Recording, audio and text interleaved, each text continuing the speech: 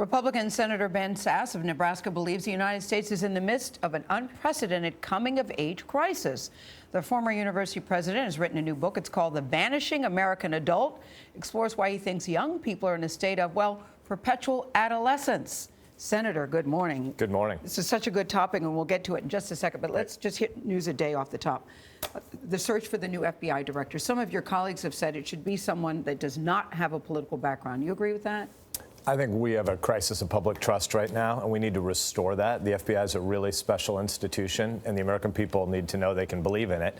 The FBI director has a 10-year term for a reason, because it's supposed to be insulated from politics. I want to restore the rule of law, but also the institutional conventions around that, so there's more trust. And who created this trust factor? Oh, we should start at the beginning, right? I mean, we can go back to the 1960s with the erosion of a lot of public trust in America, but it's been accelerating, obviously, in recent years. Congress has a 9 and a 12% approval rating, and we act like that's normal and sustainable. It's not. All of our institutions are in doubt, and what's going to happen in the future with more disintermediated media is even more echoed chambers and silos. Even though he had the power to do it, would you include the firing and the way it was handled of the FBI director, James Comey, as creating some sense of distrust of institutions? It contributes to that erosion, yes.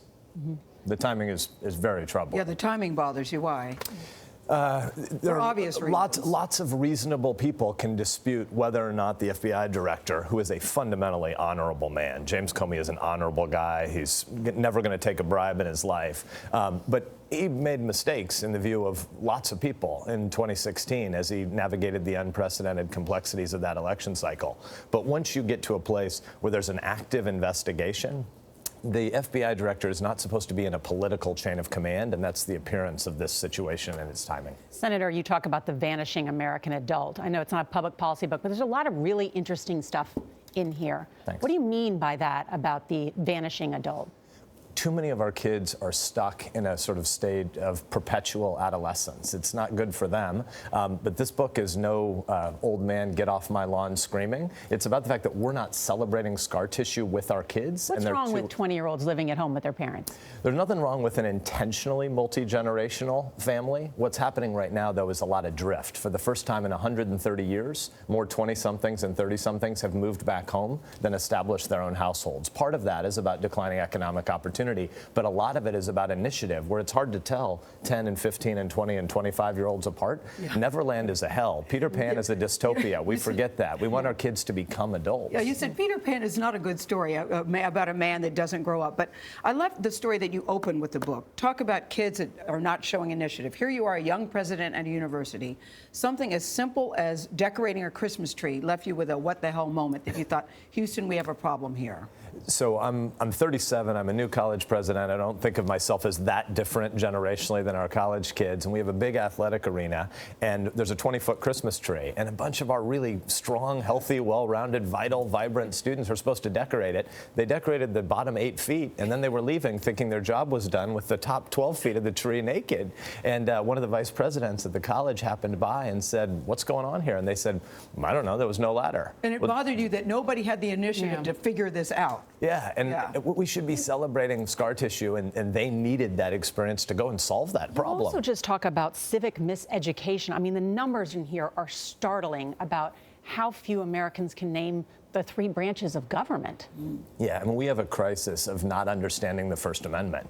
Freedom of speech, press, assembly, religion, protest, the right of redress of grievances. These are fundamental. These are the beating heart of the American civic experiment, and we're not teaching it to the next generation. How many of your fellow senators and congressmen and women understand some of these basic things?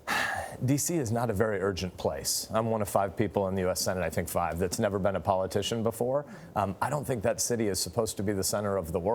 I think where people are raising their kids and where they worship and where they work is the center of the world. And D.C. has a kind of bubble fever that's often always about politics and partisanship and today's screaming. And that's not the core problem. Who's addressing the urgent policy and issues facing this country. Who's addressing those issues? Yeah, so I think that's a good way of saying it. We're hollowing out local community and mediating institutions right now, and we're politicizing our national conversations. So there are fewer and fewer dinner tables and Rotary clubs and civic communal events where we get together and we discuss the shared American narrative that's prior to Republican versus Democrat policy differences. Those matter, but they're not fundamental. These are important questions for you. So you wrote this book.